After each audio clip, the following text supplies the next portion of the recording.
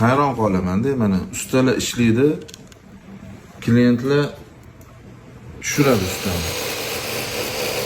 Lekin ishni bitirgandan keyin usta nimaga pulni olish uchun mani oyim kasal, pul kerak bo'lyapti yoki bolam kasal, pul kerak bo'lyapti, pul berasizmi deb o'zini ishlagan haqqini mana shunaqa оправдация qilib, argumentlar keltirib olish kerak. O'zini ishlagan haqqini so'rayapti-ku. Nimaga pulimni bering bo'ldi, men bitirdim desa bermaydi klientlar. Aynan onasi kasalligini yoki doriga kasal keldi yoki ro'zg'orga pul kerakligi uchun shu gapni aytib turib klientdan pul olish. Bu sal g'alati emasmi?